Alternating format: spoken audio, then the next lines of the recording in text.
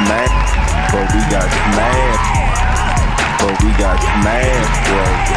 But we got smashed. But we got smashed. But we got smashed, bro.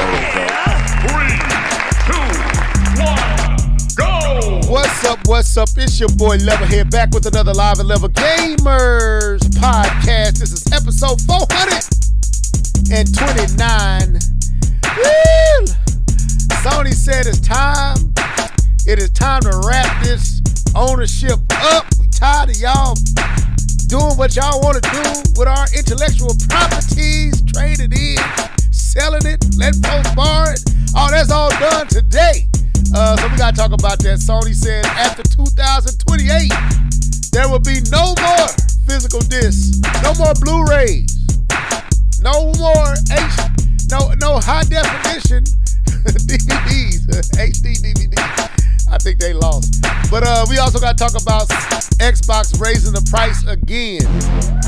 Man, we got to talk about Splatoon Raiders Direct. Keith, I want to know your thoughts on this leak Metroid Prime Ravenous, I think that's how you say it. Leak. Did I say that right? The name of the game, you're going to be sorely disappointed with my take. Oh, okay. Well, hey, you're the Metroid person, so I guess. But anyway, let me get serious. So welcome to the show, man. We can't be here long tonight. Your boy got things he got to do, so we're going to stay on a strict schedule. What's up, Nia? The video game her. What up, Matt Jazz? What up, Comic Book Crunch? Welcome to the show. 429 episodes deep. K-Bun. Yes, sir. Earlier this week, bro, I went back and checked out Straight Talk. Checked out Straight Talk. Actually went back and checked out our old intros for the Live and Level Gamers podcast. Mr. L Live and that boy Leveled here. Boy, I was like, man, boy, we have been here for a good long time. We've been here doing this with you for at least 11 years, K-Bun, 11, 12 years. Yeah, something like that. You're right. I've been doing this for about 12, 13 years now. Keith been with us for at least 7, 8 of those years. Am I right, Keith? Yeah, about that. Close to that. Yeah, we've been here. We've been through some ups, some downs. We lost some people, gained some people. But this nucleus has been with the occasional, the video game her joining us as well. This nucleus, I think, outside of Mr. L Live 08, to me has been the best nucleus we have had. This is it. And I enjoy you guys. I just want y'all to know that. I consider y'all my brothers. Of course, K-Bun, we go back a decent ways, but Keith, you have been, I consider you my brother now. You family, bro, so I don't know when we're going to do this barbecue and get up and get down to look. But we've been talking about it, man. We got to do it. We got to meet up, man. Maybe me and K-Bun get on the road, shoot down your way one of these summers, man, and get up with you on a weekend or something. But welcome to the show, man. Welcome to the show. So, we are not going to waste a lot of time. Your boy got to go to the store. I only have so much time to do it, and because our Walmart closes at 11, and I know how we go. If I don't stop us in that door. So we're going to stay on a strict schedule. We're going to try to give ample time to each topic. Primarily Sony and the killing of discs. We'll touch on Microsoft and the price rising again. I mean, Microsoft we're going to touch on Splatoon Raiders. I think I'm enjoying what I saw in that last direct. And it's really, I have enjoyed what the reviewers have said or previewers have said. And we'll catch everything else. But with that being said, was there anything y'all that y'all wanted to bring up? Or Yeah. Good? I got a chance to watch Supergirl. Literally. Oh. Yeah. I heard it was trash. I'm gonna tell you the truth, man. I'm gonna tell you. Y'all want to hear the truth? Y'all want to hear the truth? I So want to hear first the of all, truth. the reason we went, because I wasn't even planning on watching the movie, but my oldest was getting bullied, and the youngest, he ride or die, he jump in. So they wasn't really feeling good. That what day was that? Tuesday? I think that was on a Tuesday. So I'm like, all right, man. No, it's Monday. It was on a Monday.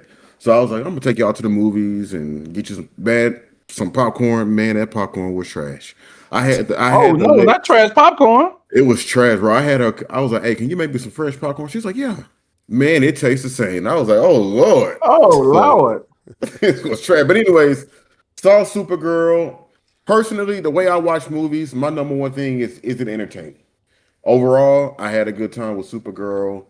The one thing I didn't like about it, and I don't know if this is a spoiler or what, but in this iteration of Supergirl, she's younger than Superman. Every iteration that I ever seen her, she's always been portrayed as being older. She was already around when Kal-El was a baby. Mm-hmm. So, but in this one, she was younger. But I think overall, I like what they did with the movie. I like how it was off-world. So she wasn't like under the yellow sun the entire time. So you know what that means. She was regular for parts of the movie, and they really played that up.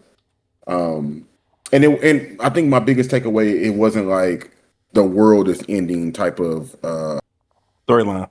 Yeah, it wasn't anything like that. It was just a storyline with her and Crypto, and they were just off on an adventure. So I say overall, it was enjoyable. If they didn't get anything right, I wouldn't know. What's the dude name? Momoa. Is it Jason? Jason Momoa? Yeah, Jason. They could have threw that character away. What's his name? I can't think of his name now.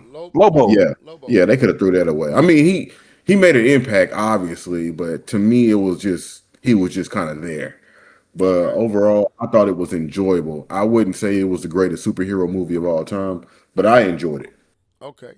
Yeah, I'll be watching Jody's Corner, man, and Jody pretty much be on point with this, with his takes. And I've been like watching a lot, and everyone I've seen been like, man, it's trash. If you keep up with the lure, I don't. But the trailers didn't impress me at all. So this will be one I'll be waiting for to come to.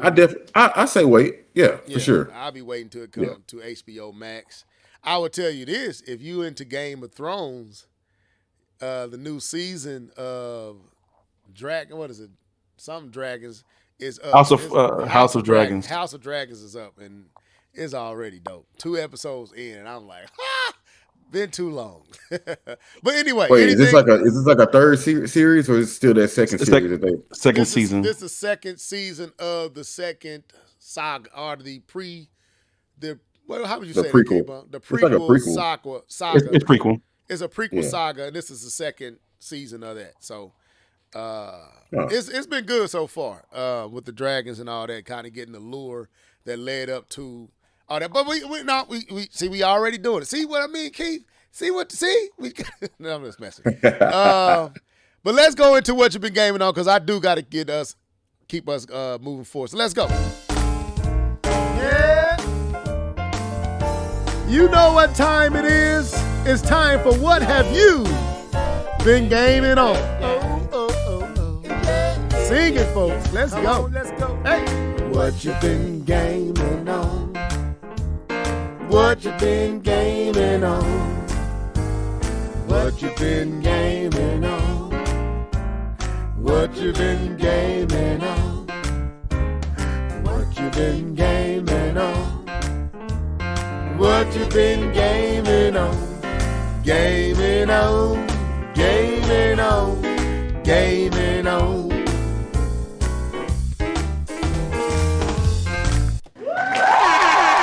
That's right, Comic Book Crunch, my bad. It is the third season of the second prequel saga. I had that wrong. This is the third season. You're right. It is the third season, because the second season, because the first season they started off young. Yeah. And then the second season they broke apart, and then now it's fight time. Right. So thank you for that correction. It is the third season of the prequel saga. and it's good though. I really enjoyed Game of Thrones up until the final two. Well, maybe the final season for 3. sure. Yeah, the final season. The final season was kind of Final like 2 seasons. Yeah, I was gonna give the one of them a little pass. Nah. That final one kind of just went left. I think they rushed They it. rushed it. They rushed it. But it was so good. But with that being said, who want to go first with what you've been gaming on? Is it K-Bum? Is it Keith? Is it K-Bum? Who want to go first? I'll go. All right, go ahead, K-Bum. I'll go ahead and go. So what I've been gaming on is the huge. I should have said it with you. which is FIFA, Marvel Rivals, and a tinge of 2K. I got a little itch to. No problem, bro. A little itch to go back and play that, but I did finish a game this week. I am excited to say that I did finish a game. Okay. I finished Shinobi. We are done. Storyline complete. About how long is this game? About 13, 14 hours, 17 hours is what I said I played. 17 hours. And it's fast scrolling? Okay. Yeah, it's like $30. Like I bought it for like 20 some bucks. Right? And I got about 15 to 17 hours out of it, which to me that's well worth the money. And the gameplay is dope, the action is dope, the storyline is but you're not playing Shinobi for the storyline. He literally doesn't speak. It's crazy, just the cutscenes, how everyone speaks around Joe Masuba, what his name is. Everyone speaks around him, but he doesn't speak. All he says, So it's mildly entertaining seeing that. But I did finish that, so I'm excited. It was a good game. I enjoyed it very much. So I'm thinking about 100 in the game, platinum. But some of those platforming sections, you can lose me on that. So probably not. So with that, I have just today started a brand new game. Came out today at about 12 o'clock. And that is today. Actually, early access today. And you guys know I am a Nia. I am a what would you call it? Sports ball person. So my college football 27 came out today. And I've been trying to game when I got the time, and it is a beautiful game. The improvement from last year is relevant. It is clear. It's evident. I guess that's the best word for it. It's evident, the improvement. It looks spectacular. And I can tell the reason why they were able to do so much for the season. I know why they were able to do so much for the season. They're programming with AI now. So AI is I'm dead serious, bro. Even at my job, we had a meeting that we're blowing through our backlog because we're able to code so fast now, and we have a backlog of features and defects, and we're blowing to them because of, again, AI. But they put a bunch of features in this year for college football. It looks amazing. They fixed a lot of issues that's been sitting there, and again, I think most of that's due to AI. And it's a great looking game. It's actually challenging, which is what I'm experiencing right now. It is challenging. It is difficult. I'm not just going to blow out every team. So I'm excited about that. It's going to be fun. And I haven't started the second game that I bought. I know Level is still waiting for that reveal.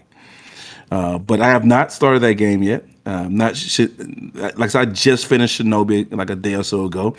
And I got college football. So I'm not sure where I'm going to start that other game that I purchased. But soon enough, you guys will hear what that game is, and Level can finally have the answer that he wants. So we'll see. We'll see about that. Hopefully next week, maybe not, because I got college football and I got to teach this next Sunday at church. So we'll see how much gaming I get in next week. Got to study up. But that's what I'll be gaming on. Man, I really thought you was going to say Rhythm Heaven, Groove, man. That came out today. I was like, K-Bone playing that Rhythm Heaven. Oh, Huh? boy, you gotta tell me. You gotta tell me what the Rhythm Heaven all about. Don't do that to yourself. Don't do it to yourself, Keith. Don't do that to yourself. No, they got a demo, and I'm gonna get on that demo. I should have played it earlier, but I kind of forgot. But leveled is going, so I'm gonna go ahead and go. He had to step away. So, man, I've been Star Fox piled this week. Um, Everything Star Fox. Old Star Fox, new Star Fox. Young Star Fox, old Star Fox. Star Fox Blue, Star Fox Red. All right, I'm done. Um, and literally, Wild Blue Skies is one of the games that I played this week. That is a demo. That's Wild very Blue Skies. What Wild is Blue that? Skies. You would actually be interested in this if you're not interested in Star Fox, the character or the IP. Wild Blue Skies. I played it before and I talked about it on the podcast before, but it's relevant now since Star Fox, the remake of the 64 game, is out.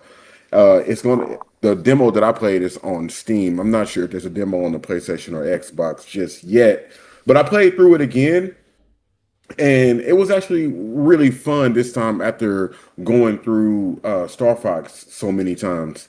The controls are a little bit different, things are in a different place, but for the most part, the idea of having a on rail shooter and doing barrel rolls and charging shots and having enemies come on screen is all there in Wild Blue Skies. So that's definitely going to be a game that I'm going to be copying when it comes out. So Wild Blue Skies, thank Star Fox, because if it wasn't for that, I probably wouldn't want to play it. But for the next game, just to kind of get away from Star Fox for just a second, I did get a chance to play some Mario Kart World. I did not play they got a new update for the Knockout Tour. I didn't play it. So what Nintendo did was they updated Mario Kart World with a new route for I think it's like two new routes in the Knockout Tour. So for those who love getting online, New routes. yeah. So in the Knockout Tour, they have connecting routes. And I guess Oh, okay. yeah. So they got two new ones that goes a different way. So if you have gotten used to and accustomed to the old ones, now you got two new ones that you can play through to get a different feel and probably make it more challenging. I anticipate many updates for Mario Kart World throughout the Switch 2 generation. But that one wasn't for me, but I do appreciate them working on that. The next game is Star Fox, the one that just came out. But this time I got a chance to play online, and I played with Nia, Chariot Man, Dark 301. I Oh even got a wow, chance. really? Yeah, Really? yeah. It was one night for sure. We had a whole gaming session set up by yours truly, Miss the Video Game Her. She set it all up, and it was a bunch of people I didn't know, but people that she knew, and we was all playing and throwing these hands, if you will, in the online multiplayer. Of course, Man, we know you should have let me know. I would have still not showed up. that's funny. But you know what's funny about that is you can game share. So if you ever want to try it, just let me know, and we can game Oh, share. really? Yeah, you can game share. Oh So no, no, I'll get on for that. No, for real, I'll get on for yeah, that. her friend Rose. It was one night. It was me, Rose, and Dark and Nia. She game shared the game with her, but unfortunately, she had to game share the game with us as well. But I guess you can only game share so many times, and we all got on it and played. And Rose doesn't have the game, and she got a chance to play online multiplayer with us, and we all had a ball. It was fun. It was fun. Star Fox Online. I mean, go check her channel out. The video game her. Go check her channel out. Oh, she posted it. She got several videos of her playing online, so you can kind of check out how it is and Okay. how competitive it can get. So yeah. So the next two games, Does it get sweaty out there? it ain't sweaty yet, but Okay. it's close. It ain't Mario Kart sweaty. It ain't Mario Kart sweaty. I'll tell you this though, man. I be trying to evade, trying to get out the way of them shooting me and stuff. Man, they be on you. I'm like, man, they need to add some new moves because these the barrel roll don't work. You could barrel roll your life away. You would not spin off no bullets. The somersault kind of works depending on how good the fighter is. The fighter is behind you, but no, it's a good time. It's a good time. So yeah, Star Fox. I keep wanting to say Star Fox 64. So the last two games are oldies. How am I gonna say this? I had to go out and get something on my PC to play these games. What does that mean? Oh man, because Bootleg. Nintendo taking their precious time putting these two particular games on NSO, so I had to find another way to play it. So I have never played Star Fox Assault, and if I did play it, I don't remember playing it. So I went out and found Star Fox Assault, and I've been playing that. It's different. It's definitely different. I like the flying aspects of it in Star Fox Assault. I think they really nailed the flying down. It really feels swift and quick. Definitely more. It feels better than what was in the 64. But I mean, obviously because it's the GameCube version of the game.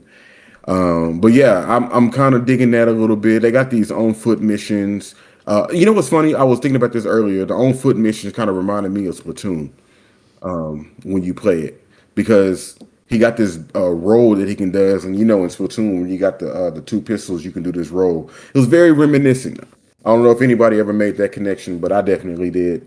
And I'll end it here. I also wanted to check out Star Fox Adventures. I did play that when I was younger, when I was a kid. So Star Fox Adventures looks beautiful in the first stage. You could tell that it was two. Yeah, you could tell it was two games that they had to push together. A little history came on. The game was originally called Dinosaur Planet. It was going to come out on the Nintendo 64, but the development moved to the GameCube. Then Miyamoto stepped in and said, "Hey, that main character on that game looks like Fox McCloud. Why don't you make this a Star Fox game?" And there is documentation wow. that tells you that the developers were upset with that decision because they had to turn their game that they was working on. That's very reminiscent of Zelda, and they had to make shoehorn Star Fox into it. I thought the wow. game was I thought the game was pretty good. But you could definitely see I was just watching the video earlier because I hadn't played this part yet when he was in his R-Wing and he was flying and I was like, that don't look as good as what I just saw in the first area. You could tell that they had been working on that area and this R-Wing part was just kind of shoehorned in so you could call it a Star Fox game. But yeah, Got it. but that's what I've been gaming on this week. All right. So I guess it's my turn. Thanks for holding down the fort. So I played about 4 games this week, and I'm going to run through them real quick. Of course, I've been playing through Pragmata, trying to finish this game off. It's getting a lot more challenging, but I gotta stop 4+4. Keep knowing I gotta stop this person and what she's trying to do. So hopefully I'm almost done with this game. So, but I'm enjoying Pragmata. It's not my GOTY yet, but it's up there. It's definitely up there. I also played Star Fox. Nice. I played Star Fox. I bought Star Fox on Friday of last week. I didn't get it Thursday. I did get it Thursday. I didn't get it Wednesday night. I got it Thursday evening, and I've been playing through it. I haven't actually got through an actual full session. I'm literally outside of what's the last stage name? Venom. Venom. I'm literally right at Venom. I'm playing through the hardest path there, and boy, this final boss is kicking my behind with the tentacles.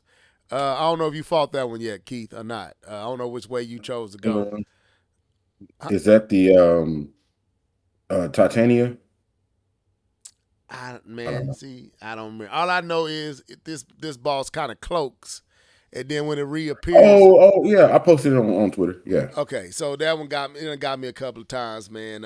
So once I get through there, I get the Venom and finish my first playthrough. But I'm trying to get the true ending. But I did get a chance. Keith and that didn't add my name in. I guess because K-Bum did interrupt. I did say your name.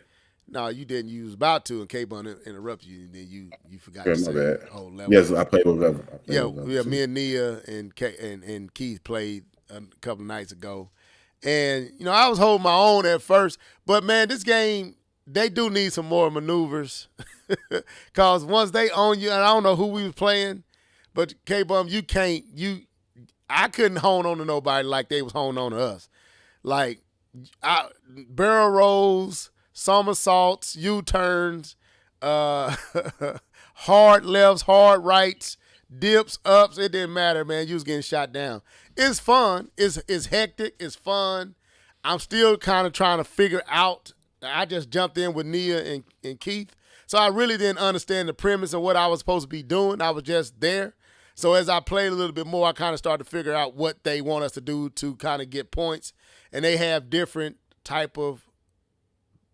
battles. You got one where I guess you're trying to hold down the fort and stay within this area, this lit up area for who can stand there the longest, generates the most points.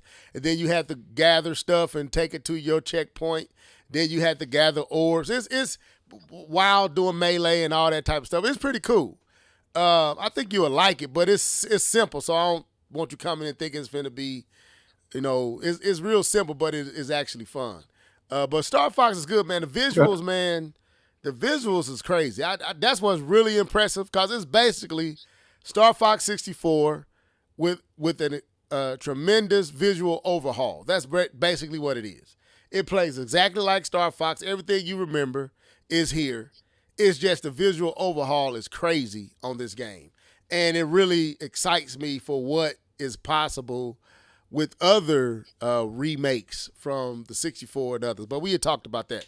I also played Mario Kart World because I wanted to check out the new Knockout Tour. It didn't matter because I couldn't get past the second, third phase. I was getting knocked out before I could really see. It's ridiculous, man. It's sweaty? Forget some sweaty. It was give uppy. Put the controller downy. You sucky. That's what it was. So I played that a few rounds. Man, dude, Mario Kart World is a good-looking game, bro. I'm sorry. Like, every time I go back into it, I'm like, golly, I didn't remember this game looking this good. It's a good-looking game to just jump back in. The colors popping and the sound effects and everything. Mario Kart World is a great game. I don't know if it's because of the controversy of the $80 and being the first out for the Switch 2 that kind of got it off its not getting it proper love it should get. But it's a good game, man. I don't know why I don't play it as much. Maybe we all need to jump back into that. Maybe we need to get a gaming session on and record it and throw it up. Just a night of Star Fox, Mario Kart, Dead Zone, or whatever that game is. But anyway, the last game I played, and then we can get into the topics, was Assassin's Creed Shadows for the Switch 2. There was a major update for the Shadows on the Switch 2. And I'm here to say this game is solid. Like the frame rate and the frame pacing was spotty before this. It was still fun, but it was spotty with the frame pacing for real. And I'm here to say it's a whole lot more stable. And this game looks immaculate on the Switch too. I'm getting my hands handed to me. I don't want to say that thing because I don't have to say pause. I'm getting whooped up on, but it's fun. I got what's his Yasuke? Yasuke. I think that's his name. The big black dude, the big black African that caused all the controversy. He is a tank, man. But boy, these samurais, man, I can't even load up good and turn the cutter in 2 slices. I'm dead.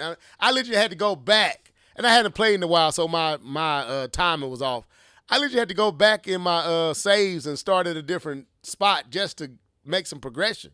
Just to get my to get to a battle where I can get my skills back up and remember how to get all my muscle memory back. But so that's all I played this week. I'll probably get some more in tomorrow after I get off this ditch.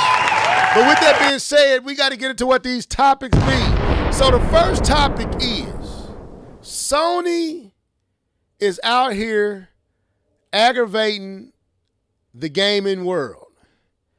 Sony has decided that by January 2028, they will no longer carry physical disc games. You will no longer be able to purchase God of Wars and whatever else they make will no longer be on a physical disc. I couldn't think of it. I went blank. And we know that this is kind of where the industry is trying to go. But it seemed like Sony is just, hey, we going here, we setting the date, and this has caused a lot of, I guess it's polarizing. You got a lot of mixed feelings on it because, it's the beloved Sony. And, people tends to kind of get a little, they give Sony passes that they don't give Microsoft and Nintendo, in my opinion, from what I've observed. People are trying to find a way, but then you got a lot of people that just upset with this. And I see more upset than trying to justify. I saw Hip Hop Gamer, who is a stand of stands. It don't matter what these people do. Hip Hop Gamer is going to defend any and everything. He defend Grand Theft Auto, being cold in the box, and he defended digital gaming. And I guess we got to talk about it. So let me read this and then we'll get in because this is our main topic for tonight.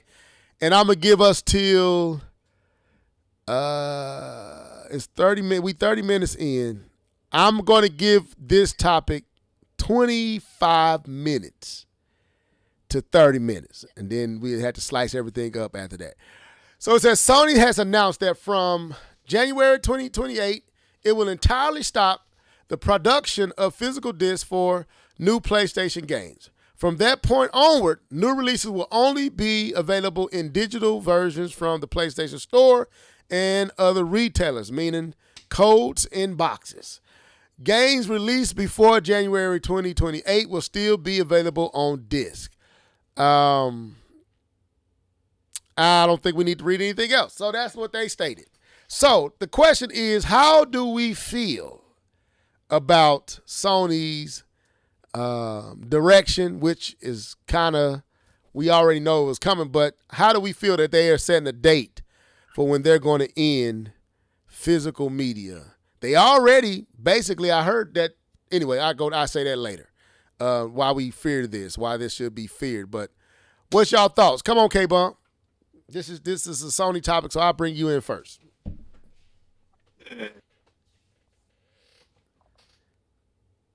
I guess somebody had to go out there and do it first. So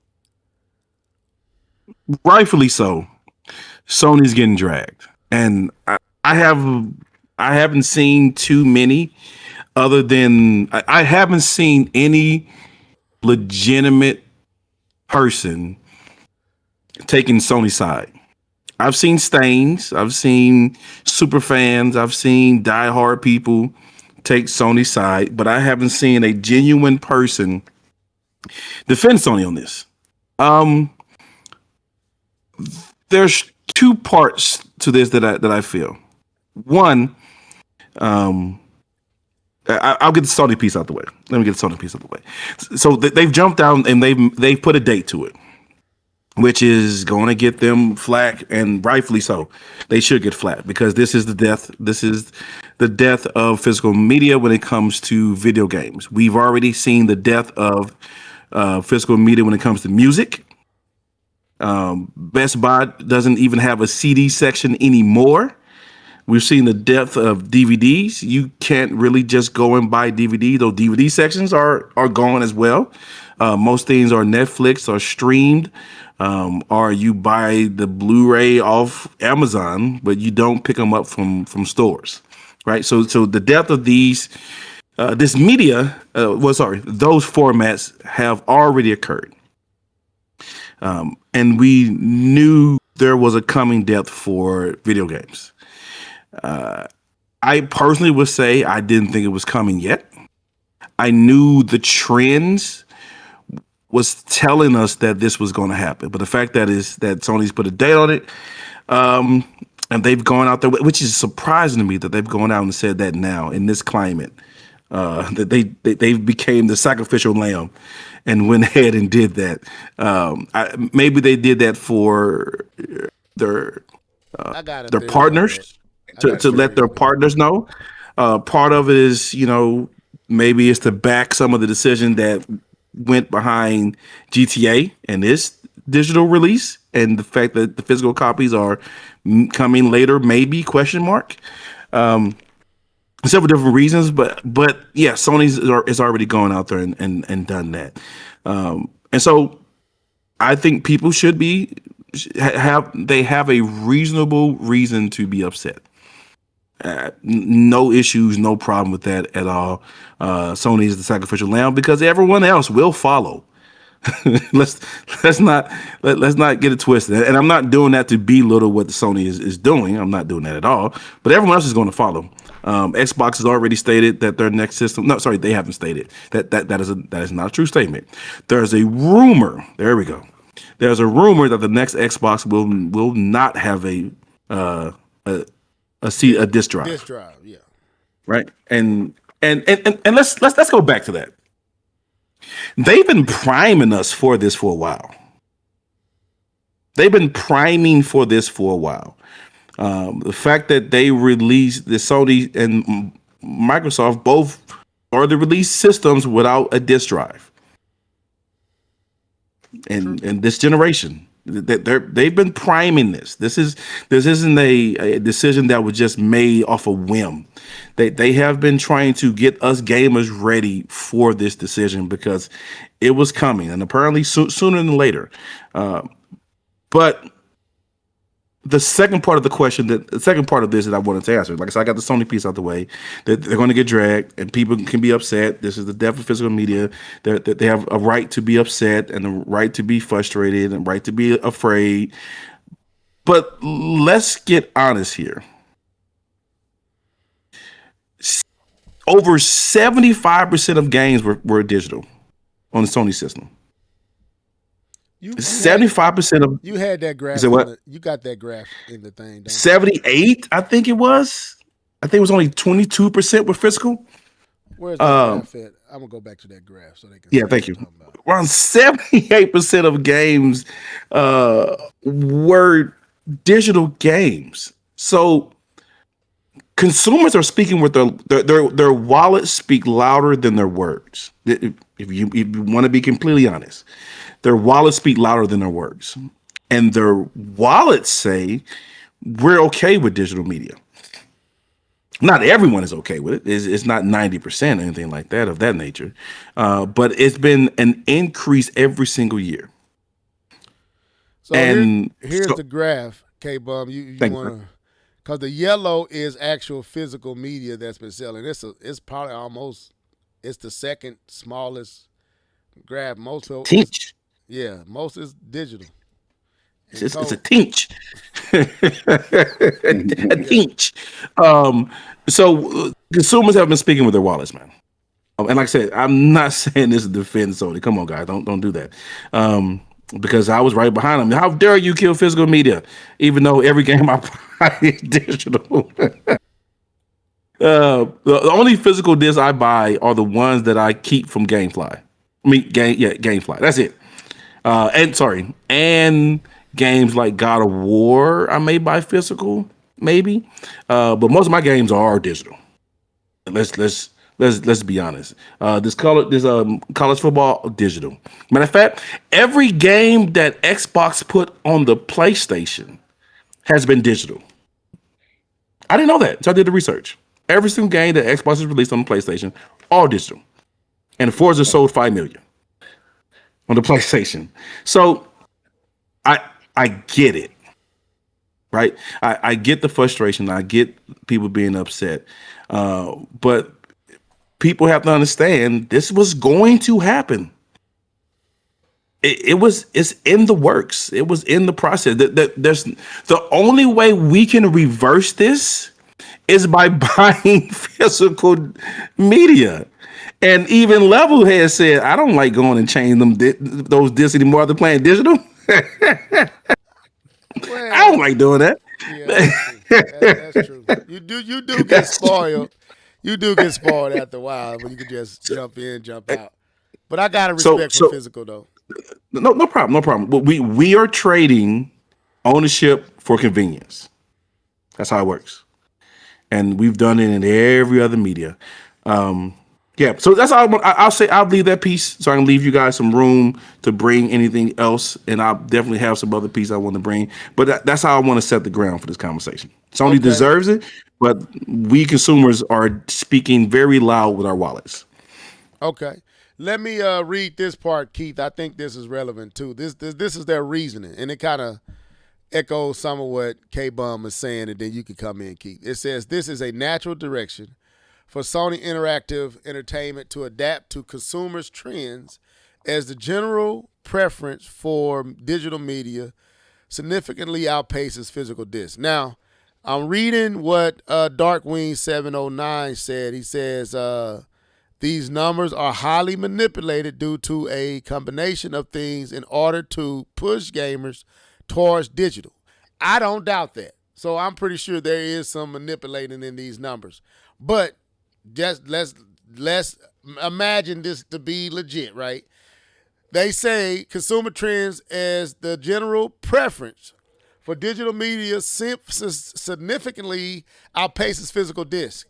Sony said in its announcement, this transaction will enable us to align more closely with how most of our community prefers to access and play games today. So what they're saying is we are aligning with the trend that our consumers are showing us. They prefer digital, so we're aligning with the digital. Now, to Darkwing's point, how legit this is, we don't know, but they worked up this graph that we shared with you guys, and it's saying that digital is outpacing physical. So they're going to go on and tip over onto digital and let the physical go, which is going to save them a whole heap of a lot of money. But go ahead. Which we ain't going to get. We ain't getting none of them savings. Not yet, anyway. Go ahead, Kate. Yeah, just to add a little bit color to what Dark was talking about and what Level was just reading. Basically, you got games that are indie. Dr. Trey brought this out too. You got games that are indie, games that were never physical to begin with, and those numbers are being accounted for in these numbers. However, with that being said, I think digital still will outpace physical regardless. Even if you remove those numbers, I think the digital games will still outpace them. If they just looked at games that were physical and digital together. I didn't even think about that. Digital, indie games almost all digital. Exactly. So all those games are being accounted for as well. So it is some manipulation, but I still think the digital will outpace it at the end of the day. But indie ain't selling in the millions like that. I get it. They still gonna use it. I mean, no. K-Bum, some of them did. No. I'm not saying that no indies do. But what I'm saying is, it's not even. I don't think it's that much to tilt the scale. I got you. Either way, is what I'm saying. Okay, don't get that. All right. There's still some great indies out there. But that's what I was saying. I was saying even if you took those numbers out, I think it was still you would still lean toward digital. So, but anyways, so K-Bum laid the groundwork, and I'm just gonna come in and give my little piece. I want to first start this off by saying I'm for the gamers. I stand and align with what the gamers want. I am not that big into physical purchases anymore. Ever since I've been on PC, I've seen the light. AKA I'm lazy. I bought Star Fox digitally. So, and I got plenty of Switch 2 games, like major Switch 2 games, and I bought them digitally.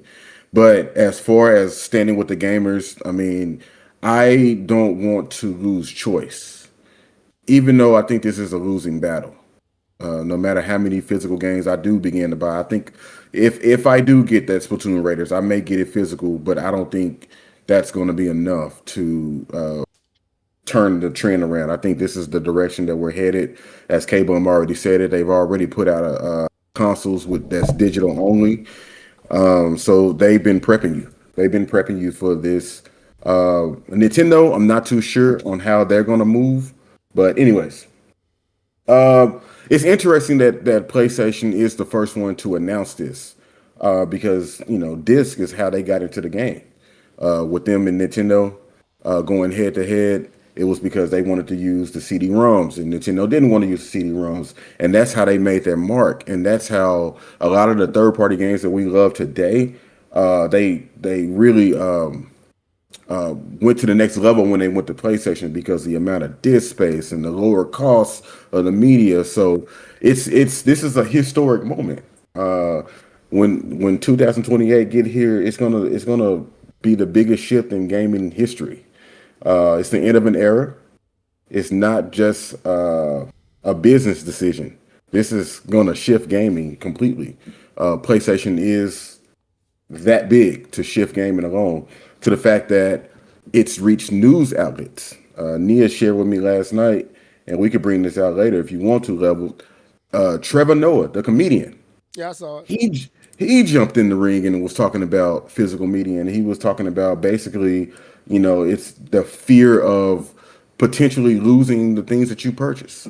I mean, just recently, Sony just removed not PlayStation, but Sony just. Thank you for taking a good point I was going to make. Go ahead. Yeah.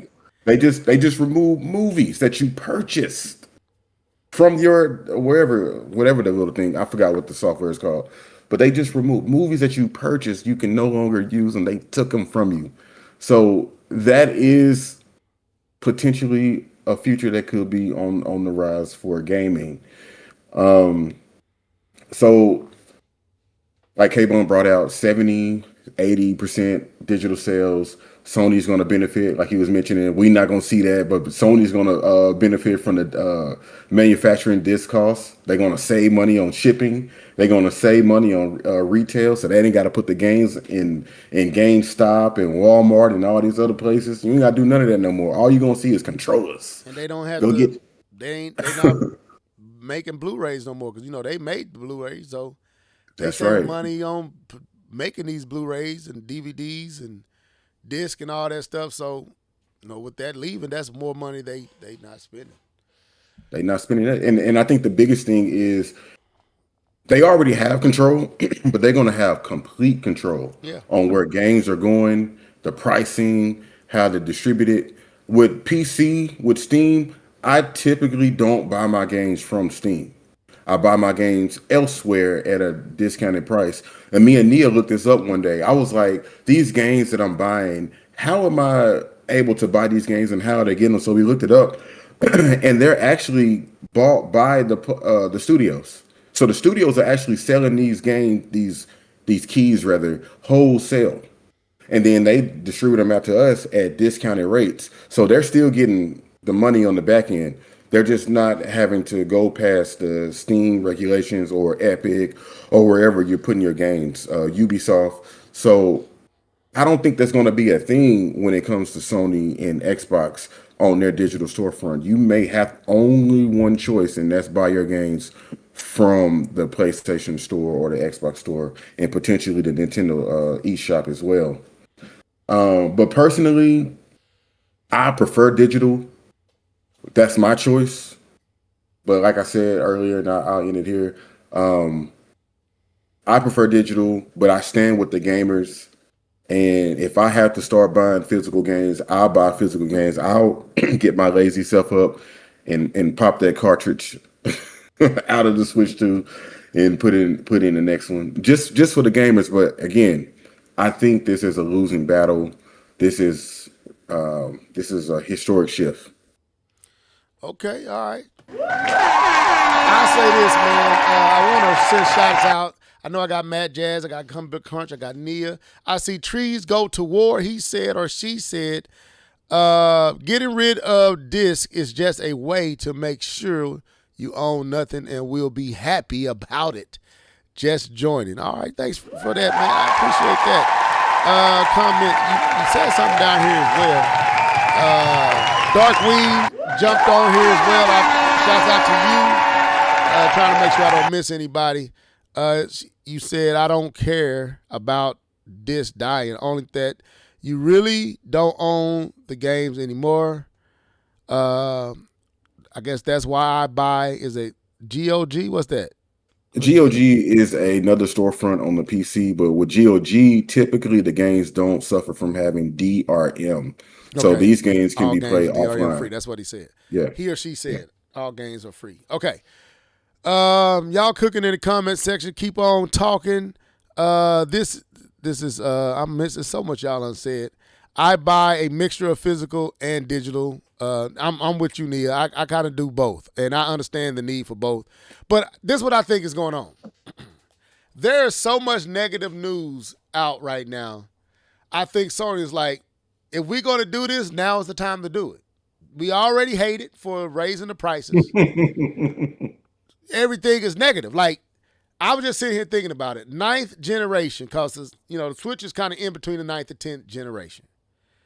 The 9th generation has probably been one of the most negative generations since the Atari crash of gaming. It's the worst. It's the worst generation in gaming, if you ask me. Okay, it's the worst. Now, I don't remember nothing prior to Nintendo.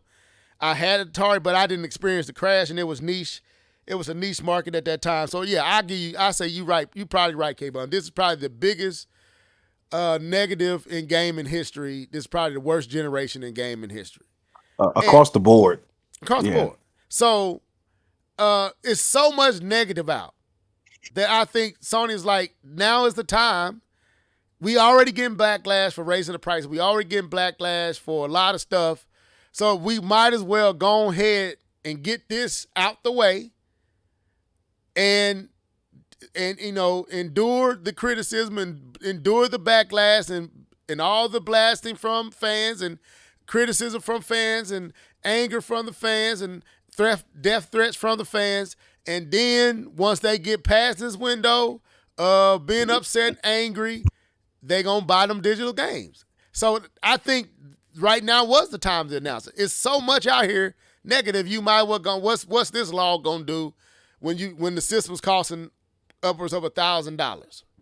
So that's one thing I believe they doing. Another is Keith kind of hit on it. K-Bum kind of hit on it. They about to save a lot of money, man, because they manufacture Blu-rays. The movie industry is down. Movies are not selling. So manufacturing all these Blu-rays for games, primarily because people are not burning disc anymore. We're not burning CDs. You don't see none of this stuff out here no more. So that can save them so much money. This is how I'm looking at it from their angle. Now, for me, I'm like Nia. I buy both physical and digital. So to me, this is bad. I'm with Keith. I'm standing with the gamers. I fear losing that much grounds to these type of companies. We see what they do with they studios. We see what they do with their employees. We just seen what they did by erasing purchased content. They just, hey, we don't feel like carrying this anymore. I know y'all purchased all these movies. Oh well, they gone. And so we don't want to carry PlayStation 2 games no more. We don't want to carry PlayStation 3 games no more. We don't want to carry all those PlayStation 4 games. So we about to cut that off our service. All right. So I stand with the gamers. Ownership is important, but this is inevitable. This ship is sailed. It's been selling. The music sold us up the creek. Movies have sold us up the creek. Y'all all enjoy Netflix. Blame it on Netflix. Netflix made it, and blame it on Spotify. Blame it on what was before Spotify. Blame it on the juice. Blame it on the Henny. Boy, I don't know. No. The moment we started to accept digital music, Napster. digital movies, That's what it was. Napster. Blame it on that because they're not even putting CD players in cars anymore. Why? You got all your music on your phone, or you got XM radio. Who? If you don't do music like me, Ooh. when is the last time outside of my messages at church? And that's for editing purposes, because once I get it set up right, I won't have to use CDs no more myself. when I do my music, that's digitally downloaded, sent over to my phone, go into my car, sync up Bluetooth, play straight from my phone. Who is using a CD at this point? That's where it's at. And like K-Bump said, they've been prepping us for this for a while. They have been preparing us for this transition. So whether you like it, whether you don't, it don't feel good, we don't like it, but it's inevitable. We're gonna have to accept it. I have long gotten out of being a collector. I was more of a movie buff. I wasn't a collector, but I wanted all the Marvel movies. And I'm kind of glad I got all that stuff, because if we ever have a blackout and of the internet, I can still throw some movies in and I'll be good I got enough to hold us over for at least a couple months. But so I understand the fear and all that, but people, this is where it is. It ain't much we can do. And I hate it. I hate it for the guys. It's not as I've slowly been embracing digital. I have no intentions on playing this stuff past the system that I played it on. I don't go back and play the original Marios. I don't even have is it NSO? Yeah, NSO. Yeah, I don't even have NSO. I just got online. I don't even do NSO because I really don't be playing those games. I have no intent. I want the new stuff. So that may be the bouge in me. I don't know, but it is what it is. I hate it.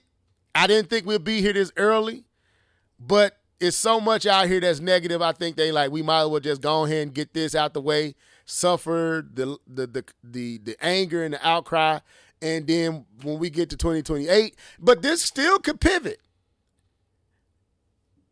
I don't know. I think it is a done deal. But let me ask you this though. Yeah. I think the ship is sailed. But what you think about Nintendo? How you think they fit in this? Because we know Microsoft, like K-Bump mentioned earlier. I was about to go there.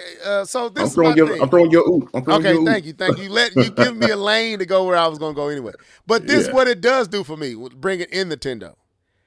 This is what I appreciate about Nintendo. Y'all just saw that while everybody is firing and laying off developers, closing studios, Nintendo just raised their employees' pay by 10%. I got to push back on that. I think I read somewhere, I didn't confirm this, they said that was something that they did either a year or 2 years ago. It don't matter. They did it. I just want whoever said it that we are aware. Okay. But like you said, they did it. They did it. And I have to go back to Iwata. All of them taking a pay cut to keep from cutting their studios. Game key cards. Now, I know I did my little rant last week with with Grand Theft Auto, right? But this is what I commend about Nintendo. They understand that digital is inevitable. But at least they try to give you control of that digital product.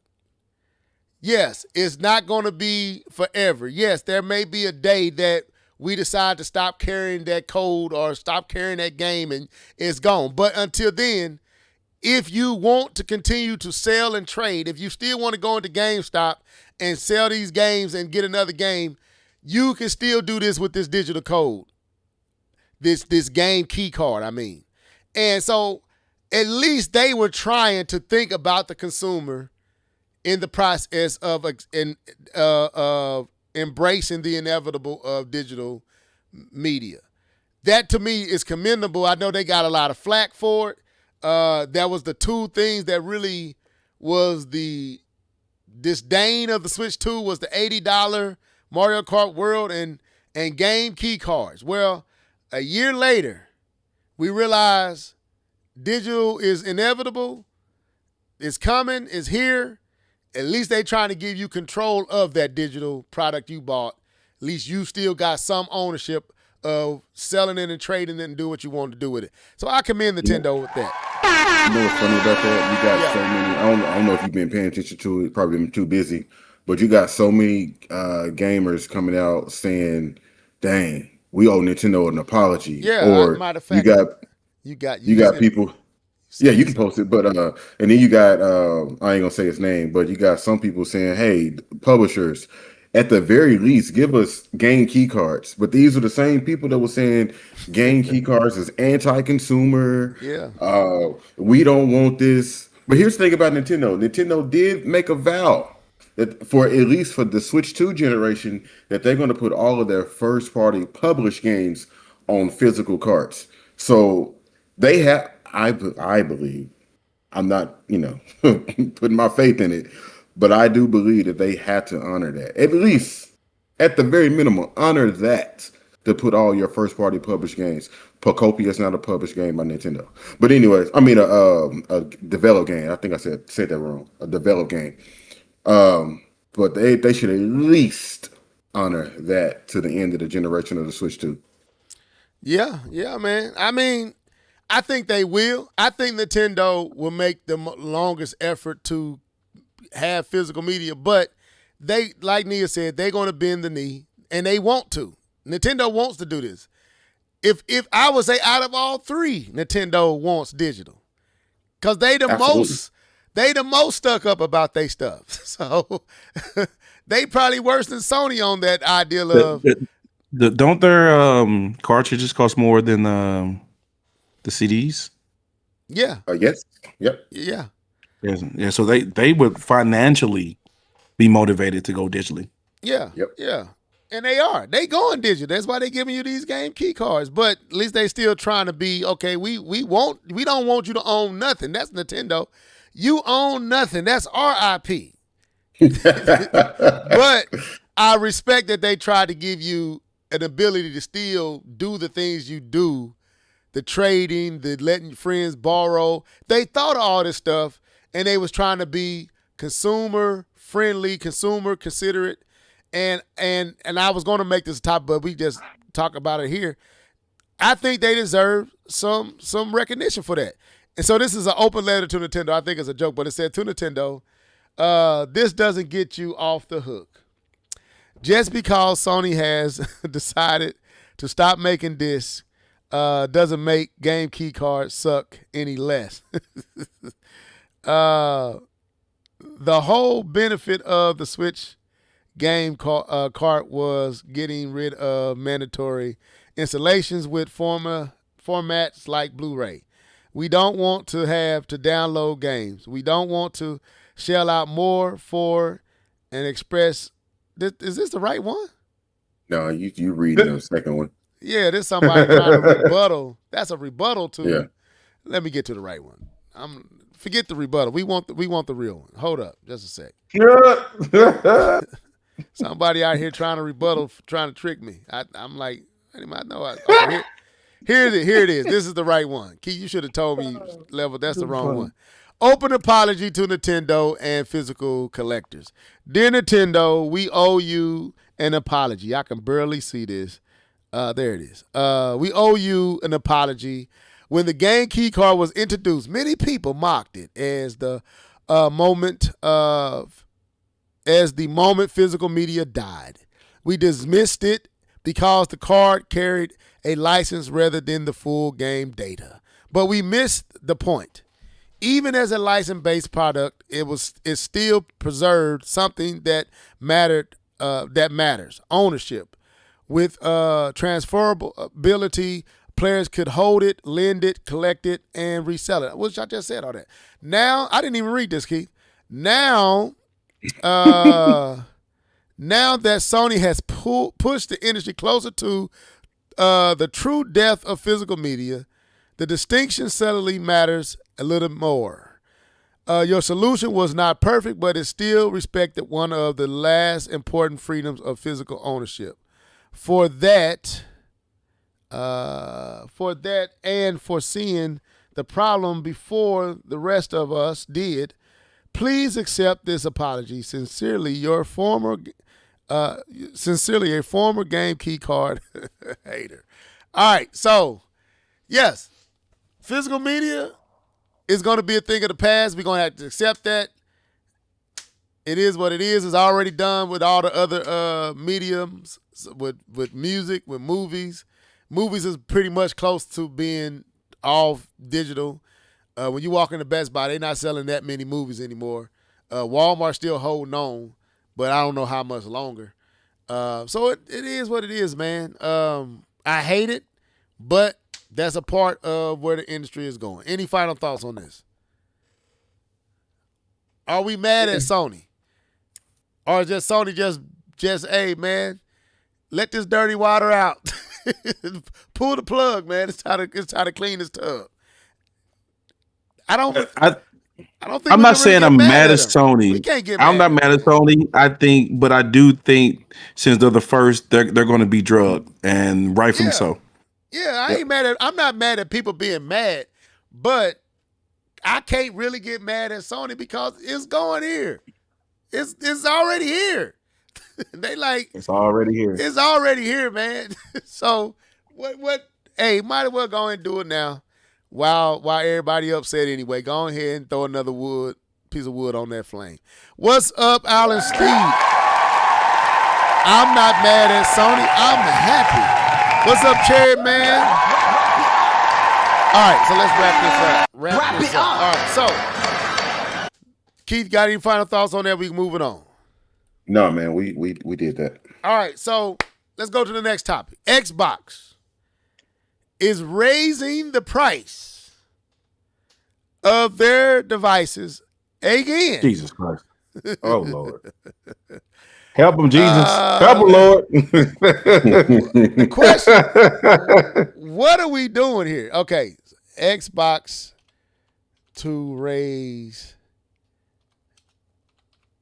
price again. Learn how to type with one hand, sir.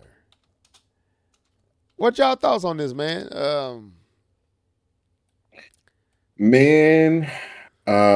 Shoot. I'm still in the position of what are we doing? I think what Xbox is doing right at this point, they know that their console isn't selling. So if they do happen to sell one, they're gonna break even. They are not gonna take a loss. So Xbox is tired of taking L's. But I think what they're trying to do is. Are they? I know, right? But like Asha said, I'm gonna take her words at face value. I think they are trying to have a grand reset. This is the big reset, and she said it's gonna look bad, it's gonna sting, and I think we're here. I think we're in it. I mean, I thought that they were just like, okay, we finna get out of the console business, but if I say that, I know K-Bone gonna say, no, Keith, they got the AMD deal. It's already in place. So it's already in place, Keith. So I don't know if raising their price is a sign of them trying to exit the hardware business. It does suggest that Microsoft is changing what role hardware plays in the overall strategy. I mean, are we going back to everything is Xbox? I'm just kidding. But, Microsoft, their games are on PlayStation. Their games are on PC, cloud gaming. You can play their games on handheld, smart TVs, as I was mentioning last week, mobile devices. So I don't know if they're trying to sell hardware. I really don't know what they're trying to do, honestly. I think it sucks that they're raising their price, especially with them being fourth place, because I think that little box with the kids be playing on. I forgot what it's called, Hexagon or whatever. I think that thing outsold Xbox at one point. That's sad. So I don't know what their goal is with the Xbox anymore. This Project Helix doesn't seem. They need to talk about it, and I think they should talk about it and talk about their strategy moving forward. Because I don't know. I just feel like they're all over the place. So my comment about them really isn't focused, because I don't think they're focused. But yeah, That's funny. To me, I think because this goes all the way back to what's his name, D2K, when he was talking about they want to put Windows on everything, and they really don't want to be in the hardware business because they always in the red, they're never in the black.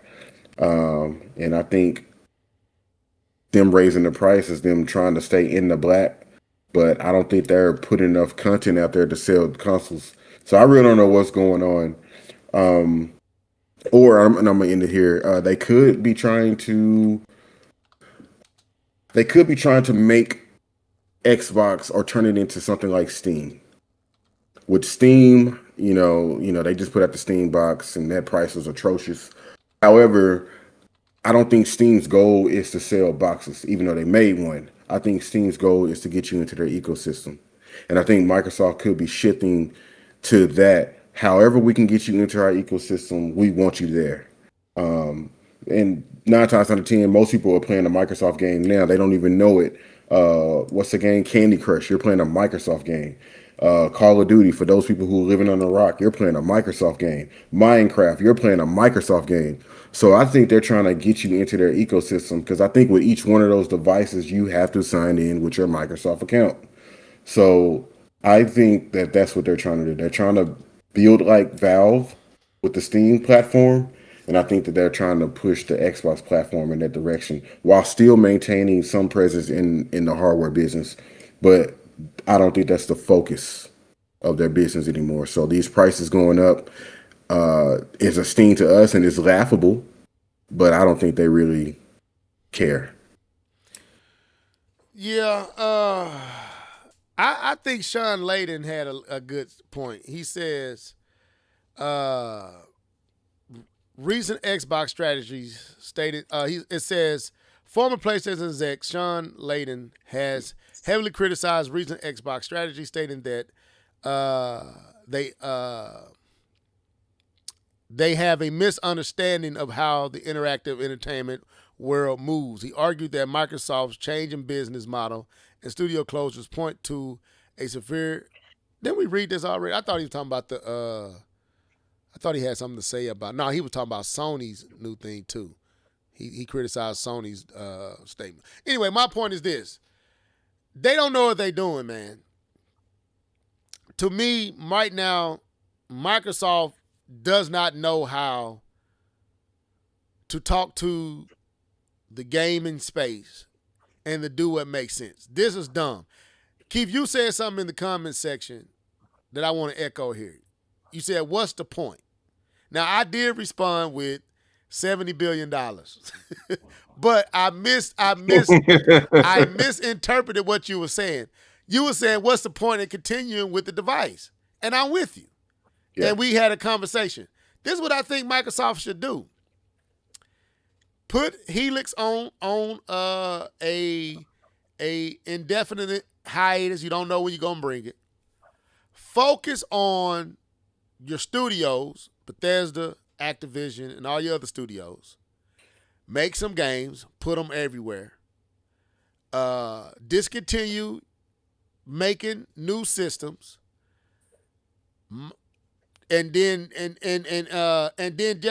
just course correct. And then once you get back on your feet, if coming back to devices and hardware makes sense, come back at that point. Right now, they just should focus on software, letting these studios get these games out there, make money off of PlayStation, Nintendo, and PC, as well as current Xbox owners. And that's it. Cut day and date releases. Keep supporting Game Pass without day and date releases. That's how you get back on your feet. Constantly raising the price of your Xboxes and all these other stupid strategies like Gears of War E-Day being exclusive.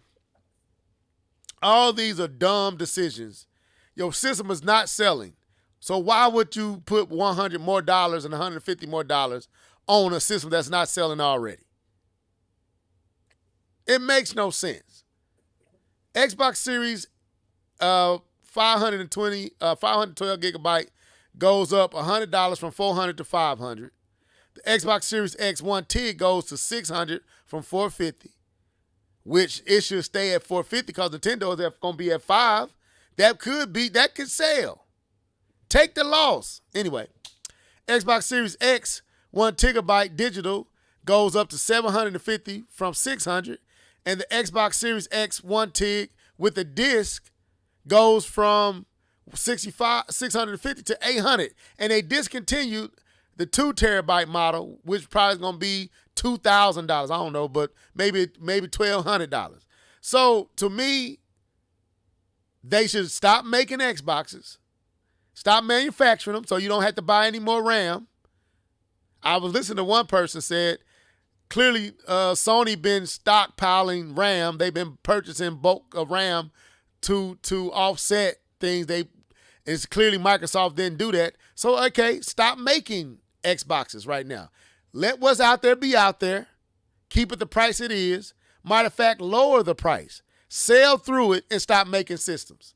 And focus on your software. That's all they got to do. But anyway, that's what I think they need to do. This is dumb to me. Is adding more wood to a burning building, and you keep going on there and throwing more gasoline on it. Like, it's just dumb to me. It makes no sense. Asha has lost me with this. I don't even know how you call this, a course correction. A course correction. I don't know how you call this, a rebuilding. This is you burning everything down. So if that's what you call rebuilding it, okay. That's my thoughts on it. Hello? No, I was waiting for you to toss it to me. I thought you were going to give me a layup. Yeah. You got it. Okay. So let's break this down a little bit. Let's break it down a little bit. Why do you raise the price on systems that's been out for 26 years? What decisions make you do that? Decisions make you do that is that prices have risen on the pieces that take to make it. So you're trying to sell it because you'll be selling it at a bigger loss if you don't. Cool. So you raise the price. Cool. What benefit does it make to raise the price on something that is already overpriced and not selling? And that's what I was getting to. And not selling. That there is a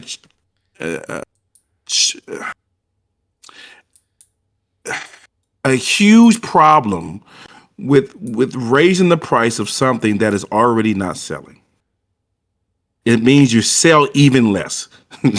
there's no other answer to that. You sell even less. You make it, and not only do you raise the price, you raise it by a stupid amount of money. I mean, $150 is a crazy amount of money increase for a system that no one wanted at the price that it was beforehand. Unfortunate. And then what do you do next? You start massively closing studios that you own. There are reports of 4 to 5 studios that have already been told that they're closing, or in high rumors of being sold, are one of the other. Rumors of being sold, are in a project of being sold. So you have that. So you're cutting your losses on your own studios. Next, you make a decision. You go tell people, hey, that game that I said I was going to fund for 5 years for you to put on my system, yeah, we're cutting that. We're not funding you no more. There was an IO interactive game that was being funded that IO was making, and they just came out and made a statement that they're sorry, they're trying to find another buyer for this game, but their vision of this game, they still want to make it, but the partnership that they had with this company that they never named has been severed. Everybody knows talking about Microsoft. So you're now cutting funds for those games. Lastly, you are cutting Game Pass. You are not going out and making those initial investments in those studios and companies to put Game Pass games on your system, right? The reason why the studios did that because they got an upfront amount of money from Microsoft that made it a safer bet because you knew how much money you were going to get.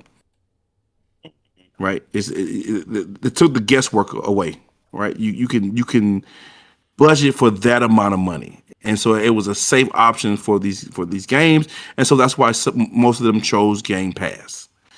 And now you're cutting back on that. So you're raising the price in the system for a system that's going to sell even less. You're cutting the not even cutting the fat. You're cutting your fingers off with your studios. You're selling your studios. You are stopping third party projects, and you are not funding Game Pass games. Do you want to know what all of that says to me? All that says to me that Xbox is done. Like I don't. You can call it turning over a new leaf. You can call it a refresh, a restart. But what are you going to start doing? Selling consoles? No, no one wants it. Making good first party games? No, you're cutting all your first party studios. Invested in third party studios? You're cutting those. Making Game Pass great again? No, you're telling those studios that you can't be trusted. So what do you have? I don't understand what Xbox is like.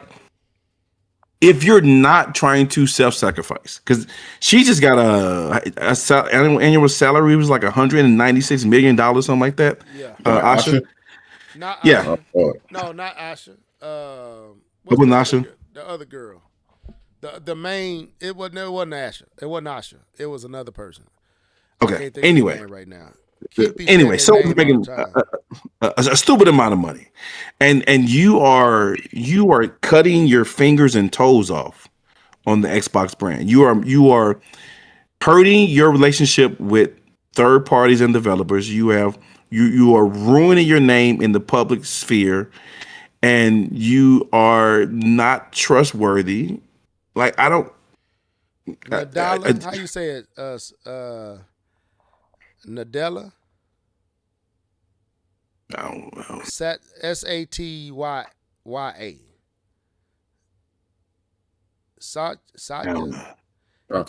Satya Nadella is the one who got the $1 million annual and got a raise.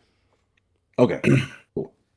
Yeah, like I don't understand like what you're doing. So this whole idea to me that they're making decisions for the gamers, I don't buy that. The decision they're making is for the company only. And as we talked about a couple of weeks ago, Daddy Microsoft, Daddy Bucks said you rent is due. It is due. You know what's funny about that? Yeah, go ahead. I heard something on the podcast. I forgot what I was listening to, but basically, when they was acquiring all these acquisitions, and they were turning these smaller studios into these big budgeted studios. Now, they were basically saying, "Hey, unlimited price is nothing," and we're not focused on a return in the investment. Like we're not worried about profits. We're worried about subscriptions. That's what was said. That's what was said on the podcast. They're worried about subscriptions, not how much a game sells. That was the lady, right? That was the lady that you said, right? Was that the lady? Yeah, they were. Yeah, that's her. That's her. And now it's time to pay up. Where my money at? But you said we ain't had to make no money. What you talking about? Now I need my money. But you said no. I know what I said, but I know what I'm saying right now. Anyways. Where the money at? My money. Pay me. Forget you. Pay me. So yeah, man. I don't get it. This goes to what you're saying though, K-Bun. And that's why I said what I said. It's like there's a simple fix to this. Go third party. Go third party. And unlike Sega, Microsoft can realistically go third party and still kind of keep their feet in a in a console space. But just go third party for a season, make money because you got the games, you got the studios. Instead of selling these studios, what you got right now? What game do you have? Okay, we're going to cancel this game, we're going to cancel that game. We're going to put money behind this game. This game has potential. We putting this game everywhere. Okay, what game do y'all have? Okay, we going to put money behind Blade, but and everything else gets shelved for right now. So focus on Blade, right? Go to each studio, see what they got cooking. Go third party. Stop producing Xbox Series boxes. to sell out through what you got, because the retailer's already moving you out the way. They Wii Uing you right now. They Wii Uing Xbox Series S and X. They have literally cleared them out of whole gaming sections where you seeing PlayStation and Nintendo product in the Xbox section. Like, that's literally happening. So you might as well stop producing Xboxes. They're not selling, so why raise the price? Just cut production. What's ever in the warehouse right now is what we're gonna sell through that. We're going to focus on first party. We're going to make money anywhere we can, PC, PlayStation, our own devices, our Nintendo. And then when we get back on our feet, we can go back to considering, like Asha said, we can look at, do we want to do Project Helix or don't we? What do we want to do? Do we want to just stick with this plan with third party and just put our games everywhere and focus on Activision and Bethesda and our studios? Like, there is a way to fix this thing that doesn't require you shutting down all these studios, doesn't require you raising the price on a dead system, and doesn't require you to look totally incompetent. Because that's what they look like right now. You fired Phil, you scapegoated Sarah. Now you got Asher looking like she in a fish in a whole new pond and don't know how to swim. Like, yeah, this is dumb. And then you got the main person just getting their salary increased. She already making, or he or she is already making $98 million a year, and they just went up to $100 million while you firing folks. Like, tone deaf. You don't know this market. You don't know what it takes to be here. So if you're gonna fix it, I think what I'm saying could fix it, or just get out of it. Y'all clearly don't know what y'all doing. And y'all just here, I know they all here to make money, but I can say at least Nintendo has a passion about the genre, about the industry. I would say Sony has somewhat of a passion about something. Microsoft seemed to not have no real connection to gaming. I think that was Phil. And now that's gone. And what's there now is heartless people who just trying to find a way to make a buck, and they can't find a way to make a buck, so it means nothing to them. That's what it feels like to me. You got some people that don't care about this at all. We was trying to make money off of. We was trying to beat Sony at the game. We lost. Let's sever. Let's make as much as we can make, and we don't care about how this make us look. Who cares about these little peon people? They not buying our system anyway. Jack it up another $100. Who cares? It's stupid to me, man. It makes no sense. Any other thoughts on this? This is dumb. Like at this point, Microsoft is doing damage to themselves. It ain't to say y'all are doing it. Y'all have created this problem that y'all dealing with is self-inflicted. This is you shot yourself. What was the dude in 8 Miles that shot himself? Cheddar Bob. This is Cheddar Bob. You shooting yourself. This is I'm going to get you, sucker. Remember, dude had all the guns. What was his name? And he walked out and tripped. And what's the name? What's the name of that dude? What is his name? He's singing. Man, I ain't seen the movie in so long. Isaac? No, is it Isaac Hayes? Is that his name? Isaac Hayes? Yeah, Isaac Hayes. Yeah, I think that's Isaac Hayes. Yeah, I want to get that scene. That's what it is, man. This is self-inflicted. No one has done this to them. They're doing this to themselves. And it's like they keep doing it. Here it is right here. I think I got it pulled up. Gun scene. Hold up. But yeah, man, they doing it to themselves. And it's like, this is an easy fix. Easy fix. I think now that we gave Phil so much slack, I'm kind of thinking Phil might have had the right idea, man. Put the games anywhere. Let's make what we can make in this window. And I don't know if y'all remember this scene.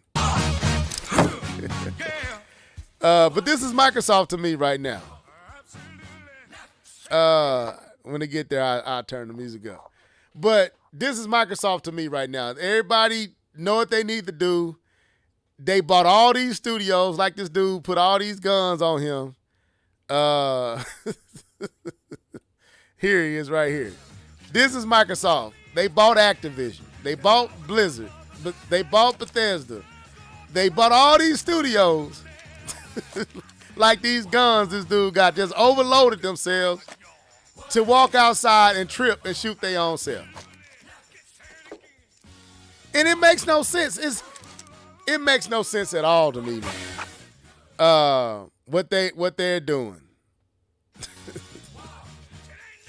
It makes no sense. So they bought all these studios, they bought all this stuff, they spent all this money to trip and shoot themselves. And a year later, selling everything that they bought. This is Microsoft right here, man.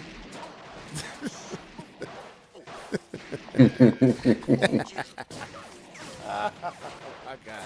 Let me stop. This is Microsoft. That's Activision, that's Bethesda on the side of them, all these bullets and guns they got for no reason to only trip and shoot and just squander all that. But anyway, any final thoughts on this, and we can move on. We got. What y'all laughing at? I'm just seeing the video on our end. We delayed. We delayed. We delayed. Okay, but it is true though. They bought Activision. They bought Bethesda. They bought all these studios to walk out. They didn't even have we even been 2 years into all these acquisitions? 2 years. Has it been? Bethesda's been 2 years. Yeah. Bethesda's been about 2 years. Activision's been about a year and a half. They finally got it. They released, how many Call of Duties have they released? I think 1 or 2. So they then had it for about a year and a half going into their second year. So 3 years for Bethesda, 2 years of Activision. And they already done. It's already over. $70 billion. And it's over. Then they trying to cut their losses.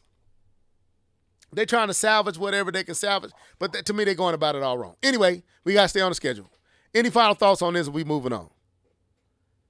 I think we good. All right.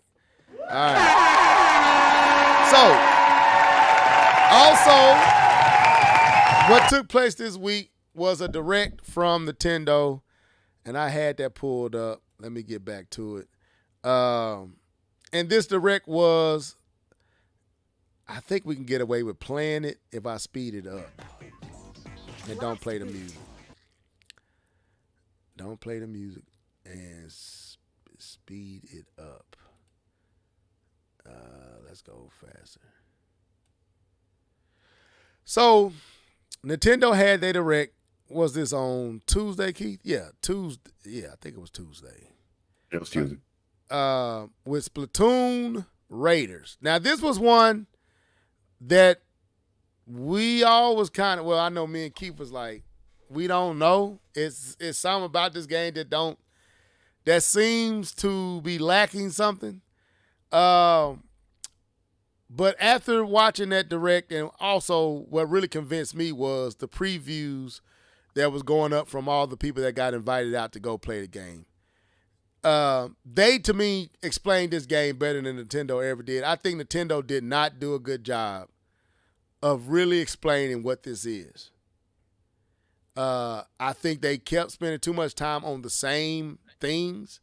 Each time that we've seen it, it seems like they just keep going back over the same stuff as if we haven't been here to discuss what this is, and like we don't know what it is. And they spend a lot of time going back over stuff they already explained to us 2 other times. So the direct didn't sell me. This is a looter shooter. That's what it is. This is what this game is.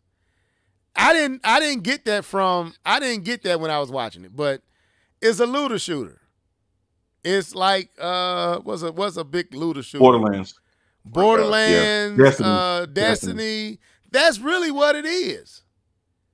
You going out here, You facing off against hordes of different enemies. You looting, you upgrading your perks, you upgrading your abilities, and you go out and you face more. More you can do it solo or you could do it with a co-op.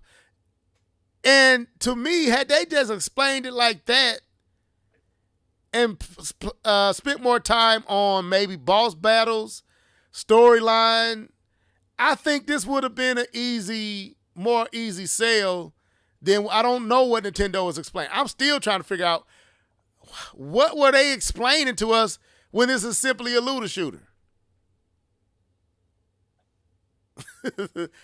No, I agree.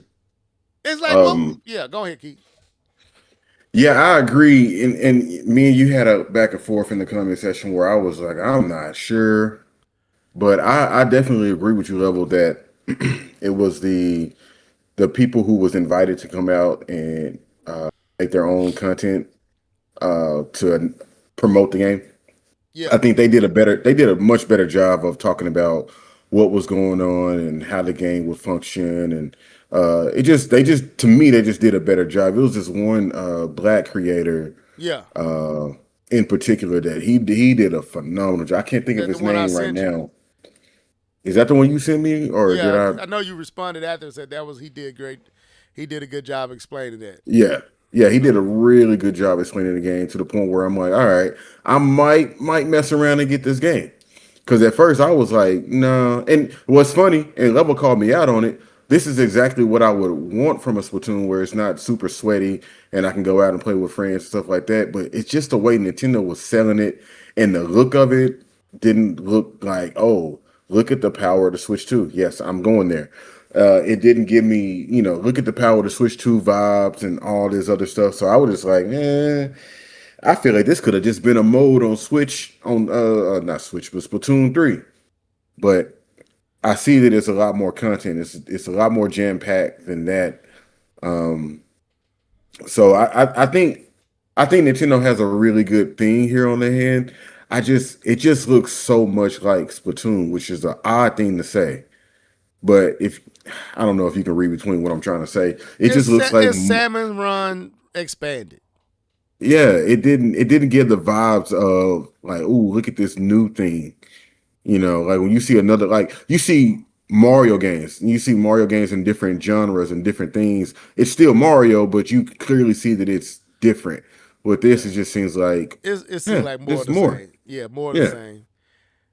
And I mean, and that was my first critique, was it visually. Again, and these are anyway. Let me just go and say, visually, it did not impress me when I first saw it. I was like, this doesn't look like Switch 2. This doesn't look like a Switch 2. It's like a Switch game that's on Switch 2, right? Man, I'm so happy y'all said this, because I said the same thing when I saw this game. Yeah, and because sometimes I'll be tripping with visuals because I'll be thinking of something else. But yeah, I said the same exact thing. Yeah, this looks like a Switch game on Switch 2. This does not look like a Switch 2 game. The same with Donkey Kong Bonanza. Donkey Kong Bonanza looked like a Switch game on Switch 2. It didn't really look like it was taking advantage of, especially when you got third-party games out here that's actually trying to, and you realize that's possible. You look at but after watching it a few more times, like, you know what? I'm not mad at the visuals. I guess I got adjusted to the visual. But what appeals to me about this is the co-op aspects, which Nintendo did not show enough of at all. Ooh, I think they should focus on that. Yeah, they didn't focus on that at all. And Darkwing, you're right. I was confused, bro. I didn't know, because it does not look like a typical looter shooter. It just did. And I think Nintendo was trying to keep from saying it's a looter shooter. But that's what it is. And it's like, why are y'all trying to act like y'all not doing something that's been done before? It's okay. This is y'all version of it. This is y'all introduction to a looter shooter.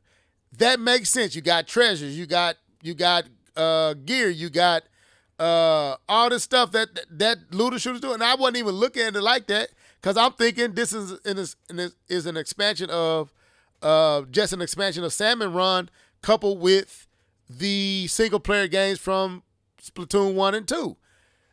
And clearly it's a lot more than that, but it took hands-on previewers to say it. And when I heard every one of them, all of them saying it's a great game, they all came in skeptical and questioning whether this is going to be good. To see them walk away like, man, this is great. I'm happy and I'm excited about it now. I wasn't when I first came in. I leave anticipating this game and ready to play it now. One person said it may be their game of the year. Now, they could have been just talking that talk. But for Come me, on, man. I Keith, K-Bum, I didn't put no stock in that. But they wasn't a Nintendo guy who said it. But the storyline, this part right here, this is the part that made me be like, wait a minute, why Nintendo haven't showed this? This scene right here changed my mind on this game. And then the previews. When they showed more of the scenes and this stuff, I'm like, why haven't they been showing this? I don't know. Nintendo just kind of they flubbed up on really explaining this game and really showing this game off. I don't know if they knew how to show it or they were trying to keep from saying it's a looter shooter. I don't know what it was. It was like, look how much fun you can have, bro. Will you show me how much fun I can have? Now, what am I doing? Yeah. Yeah. Anything you want to add to that, K-Bomb? Yeah. I do want to add some stuff to that because I did watch this game. I did watch the direct, and I had very similar thoughts about the visuals. I did catch when they said, they did state that it was a looter that you would loot. I'm like, oh, this is a looter shooter. But then I proceeded to see like you guys, and I know I have an affinity for Sony, but I'm like, you guys don't know how to show off a game. No, they And I'm trying to watch it. You said what? I said not this one. Clearly they Not this one. No, and I'm like, this is like you guys are making this boring. Like I am bored watching this, and like the way you explain it and the voiceover is just like you guys need some help in that department. You guys can make some great games, but the way you guys show it off is just brother. So yeah, I had very similar thoughts to it. It stopped looking fun after the first 6 minutes, and the graphics looked like it could have been a Switch game, especially at the beginning. The way they try to explain it, like you don't know what Splatoons are. Like, hold on, K-Bum. I gotta stop. Pause. Just jump in for a second. They said if you run out of ammo, just dip back into the ink. I almost threw my head. I was like, what? Bro, this is the 4th game in the series. Are you still talking about how to refill your ammo? Okay. All right. It's like Call of Duty saying, just aim down the sights. Yes, we get it, Call of You just aim down the sights. Yeah, I thought he did a terrible job. I had interest in this game. I have no interest in this game. It maybe it's fun with the 4 players. Or 3 players. I don't know how many you play with now because it didn't show enough of that. Maybe, but it definitely looks like a grindy game because you have to continuously loot. So if you're not playing it, you're not getting the loot to get the stuff that you need. But I don't know. I wasn't feeling it. It didn't. The way they presented it didn't show itself well. And yeah, take it or leave it. I don't know. I wasn't impressed. I didn't like it. I thought it was. You could do way better, and the stuff they spent time on, they shouldn't have. The stuff they didn't spend time on, they should have. And they did not make this game look appealing. It was a boring direct, very boring. I'll tell you the problem. Nintendo, and this is the problem that they got us doing. Now, and I'm gonna take it from Miss K-Bum. Miss K-Bum. Nintendo was trying to talk to kids when kids ain't watching this. That's what it was. Y'all talking to kids. Y'all made this to talk to 13, 12-year-olds when most of the people that was watching this is 30 and 20 and up. And that know this stuff, that doesn't need to be reminded of to dip into the ink, doesn't need to be reminded what an inkling is. All that stuff, Nintendo, is like y'all still trying to talk. Sometimes y'all forget who y'all are actually talking to. It's like, do you think kids are up watching this? Kids are asleep at 9 in the morning. They not up watching this. We up watching this. So content creators are up watching this, and I think Nintendo just still don't understand that is the people that's watching their directs are grown. Let's be real. That's who watching this stuff. Kids will watch it later. They might watch a trailer or something like that. They not watching the direct like that. But anyway, no, they didn't do a good job of explaining this. Thank you for the content creators and the different ones. Even IGN, of all places, IGN even praised it. I was like, whoa. Yeah, they praised it. Like, man, this is a good game. They enjoyed it. CVG praised it. I think that's how you say it. GVG praised it. Man, several outlets praised it, man. All different backgrounds was praising. So that's why I kept sending them to you. Like, man, this is what you need to listen to, because if I'm just looking at it from when Nintendo showed me too, it was gonna be like, I'ma get it if y'all get it. But after watching that, I'm like, okay, I really want to jump into this with Nia and Keith and K-Bum if he get it. I hope they got do they got share play on this? Not sure. Okay. Did they talk about it? Man, did they even mention it? Keith, I'm gonna be honest with you. I kept tuning in. This is the only part that I listened to was the three different type, the speed, the tank, and the tactic. I listened to that part, but they were saying so much of the same stuff over and over again. I just started tuning it out. I was just waiting for something new. And what's the point of it? And it only showed that really only came towards the end, and that like 15-second little visual that they showed of the story, and I was like, wow, this looks totally different what they've been showing us back over and over, the same stages, the same stage, the same everything. I'm like, man, y'all are not showing us nothing. And if y'all really want people to buy this game, y'all got to show more. But anyway, listening to and watching other people play it is what made me like, oh, this looks cool. I'm getting this. And that's what I said. I think I'm sold, bro. You should have showed that dude's video that you shared with me and not Nintendo. Yeah, I don't know. I didn't want to go all the way back up in the thing. I can find it. But anyway, we got. I can't keep us here much longer because I got to get to Walmart. But anyway, I'm sold on it. Nintendo didn't do it. Thank you for calling people in to have a preview. They sold the game for you because you sure didn't do it, Nintendo. Any final thoughts on this? Like Nia said, if we get it, she'll get it. I'm on the fence still. I got it in my Walmart cart. If you know, Walmart does the digital price for the physical game. I think they're the only ones that do it. But I would have loved to play this with people. I would love to play it with K-Bum. But I'm still kind of on the fence. I just feel like it was a lot of messaging that just didn't get covered properly. But that's not to say that the game isn't good or anything like that. And like Level said, just go watch some other creators. They did a pretty good job of kind of focusing the direct for your knowledge and education on the thing. Okay, all right. Now I see a new face in here. How you say that? Yamuchi? Yamuchi? Is that how you say that? Yamuchi 9553. Welcome to the show. He or she, I don't know, said I'm seeing a whole bunch of people that I thought was dead. That's crazy. You must be. But anyway, welcome back, man. Or ma'am.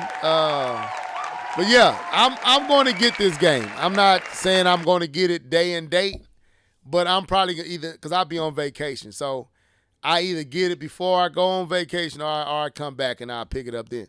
But I'm going to get it. It looks cool. And like I said, I watching those people that was actually playing and seeing how they was playing through it. They just showed it in a way Nintendo didn't, and it made it look fun and exciting. And really the co-op part, you could play through the whole game co-op, every stage. You can have everybody on there and the intensity go up. And I remember, like I said, Keith, all of us being on, I think me, you, Nia, I think even K-Bum was on there once or twice. K-Bum, did you ever play Salmon Run with us? Yeah, I did. Yeah, I enjoyed that. I mean, I enjoyed it. It was isolated, but I enjoyed it. So I already knew there was something to be enjoyed here, but Nintendo ain't showing me why I should buy it, but I'm thankful that others that did I watched they convinced me on it. So I'm gonna get this looter shooter and try it out, man. I sure am. Cause I know Star Fox is gonna get a lot of replay, but yeah, I'm gonna go. And it's only what, $49 a digital? 49 digital, 49 at Walmart, 59 everywhere else. Yeah. So I might get the physical and buy it from Walmart early and have it shipped to the crib. With that being said, Keith, give it to me, man. What's this Metroid Ravenous leak? What's your thoughts, man? You said I'm gonna be shocked by what you said. What you got to say? Did we get out? I don't have anything to say. I saw that there was a rumor. Didn't look into it. Didn't care. Sorry to disappoint you. Keith, you really, where am I slap yourself at? Slap yourself!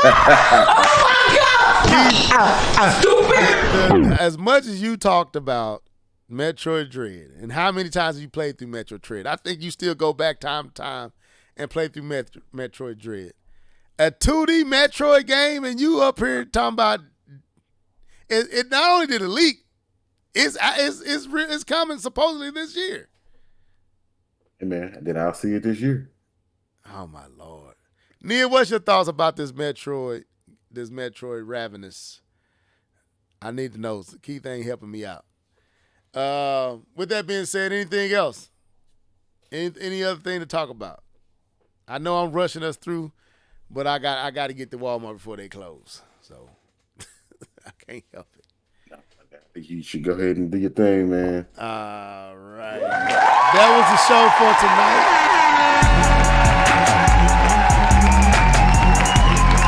And I think they just sold that the share play on here. I think they just showed share play.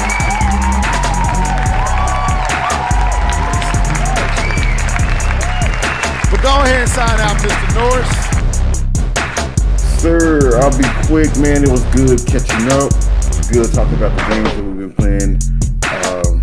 And you know, Sony just made history with that announcement in a not so fun, good way. But until that time comes, we're gonna keep it gaming. We're gonna keep enjoying ourselves. We're gonna keep building the community and playing these video games, man. I hope everybody have a great weekend. I know a lot of folks gonna be out popping fireworks, so if you do, be careful, be safe, be smart, and we'll see you next time. Come on, K-Bump 20. Yes, sir. Enjoying myself, the little sped up version of the podcast. I got things to do, so yeah, I'm good with that. You guys got me doing like that tonight. I got you, man. Oh man, I ain't tripping, man. Let me finish what I gotta say. We can be done. Nah, man, I enjoyed myself. It was fun today. Level didn't get a chance to hear me talk about earlier how I finished Shinobi. Okay. And the second game that I bought, I haven't started yet. So, soon, Level, soon you will know. I already told you no sneak previews. But anyway, no answers. I plead the fifth. So, enjoyed it. We'll see about this Salmon Run. We'll see about that. But the Xbox, just wrap it up, son. Just like this podcast, wrap it up early. You're done, buddy. Let's go ahead and I don't know how they gonna close the studios making the Blade game. Like just get the game out first, then close it. I mean, I'm joking. Apparently, I don't want people to lose their jobs. But come on, Microsoft. Anyway, I enjoyed myself. Comment section, you guys were lit. I got to go back and scroll through everything. You guys were going at it. I appreciate you, man. Catch you guys next time. Enjoy your 4th. Happy birthday, America. And eat some barbecue. Enjoy yourself. I'll let y'all next week. All right. Yeah, man. Well, Nucci said, I've been here. I just listened to y'all a long time ago. Man, I appreciate that. Glad to have you back. Thank everybody for tuning in on tonight. Everybody kept us company in the comment section.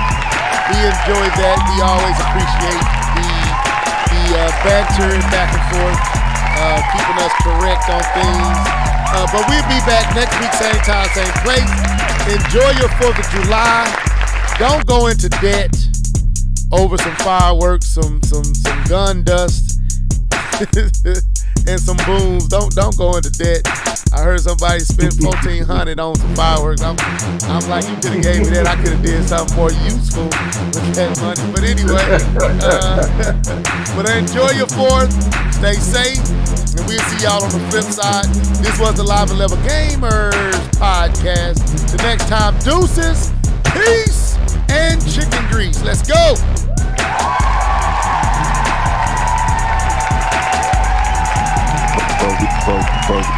But we got smacked. But we got smacked. But we got smashed, bro. 3, 2, 1, go!